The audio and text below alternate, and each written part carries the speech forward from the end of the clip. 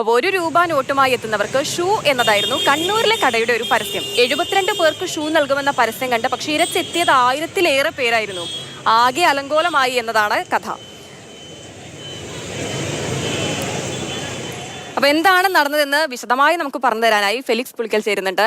Felix, ഈ ഒരു ഉദ്ഘാടന ദിവസം ഗംഭീരമാക്കുക എന്ന് മാത്രമേ അവർ കരുതി കാണുള്ളൂ. പക്ഷെ ഇത് ഇങ്ങനെ പണി കിട്ടുമെന്ന് ഒരിക്കലും അവർ ചിന്തിച്ചു കാണില്ല. ഇപ്പോൾ ആർക്കെങ്കിലും ഒക്കെ സമ്മാനം കിട്ടിയോ അതോ അവരപ്പം തന്നെ കട അടക്കുകയാണോ ഉണ്ടായത്?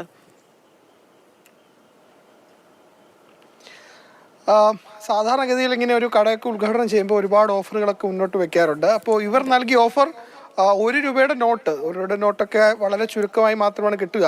അപ്പോൾ ആ ₹1 നോട്ടുമായി എത്തുകയാണെങ്കിൽ ഷൂ നൽകാം എന്നതായിരുന്നു. ആദ്യത്തെ 75 പേർക്ക് ഷൂ നൽകുമെന്നതാണ് അവരുടെ ഓഫർ.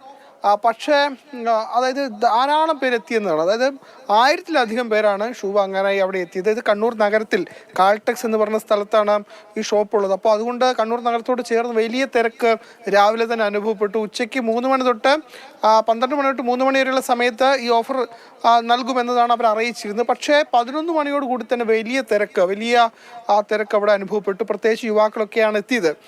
അപ്പോൾ അവിടെ എത്തി. അപ്പോൾ പക്ഷേ അത് ഭയങ്കര ബഹളമായി, ഗതാഗത കുരുക്കായി. അങ്ങനെ പോലീസ് ഇടപെട്ടു. പോലീസ് അവിടെ എത്തി, ആളുകൾ അവിടെ നിന്നും പറഞ്ഞു വിട്ടു. അതിനുശേഷമാണ് ഈ ഉടമയ്ക്കെതിരെ അടക്കം പോലീസ് ഇപ്പോൾ കേസ് എടുത്തിട്ടുള്ളത്. ഏറ്റവും പ്രധാനപ്പെട്ട കാര്യം, കണ്ണൂർ ജില്ലയുടെ പല ഭാഗങ്ങളിൽ നിന്നും, ഇത് നഗരത്തിലാണ് ഈ സംഭവം, പക്ഷേ മലയോര മേഖലയിൽ നിന്നടക്കം ₹500 പെട്രോളൊക്കെ അടിച്ച് യുവാക്കൾ ഇവിടെ എത്തി ₹1 നോട്ടുമായൊക്കെ എത്തി എന്നതാണ്. ഇപ്പോൾ ₹1 നോട്ടൊക്കെ ആളുകളിൽ കുറവാണെന്ന് വിചാരിച്ചിട്ടാകാം ഇങ്ങനെ ഒരു ഓഫർ. ₹1 നോട്ടൊന്നും ഇപ്പൊ എല്ലാവരുടെ കയ്യിൽ ഉണ്ടാകില്ല എന്നൊരു പ്രതീക്ഷയോട് കൂടി വെച്ചൊരു ഓഫർ ആയിരിക്കും. പക്ഷെ ഒരുപാട് ആളുകൾ എത്തി, ഉദ്ഘാടന ദിവസം തന്നെ കേസ് എടുക്കുന്ന ഒരു നിരയിലേക്ക് എത്തി എന്നൊക്കെ പറയുമ്പോൾ അതുവരെ കൈവിട്ടുപോയി കാര്യങ്ങൾ എന്നുള്ളതാണ്.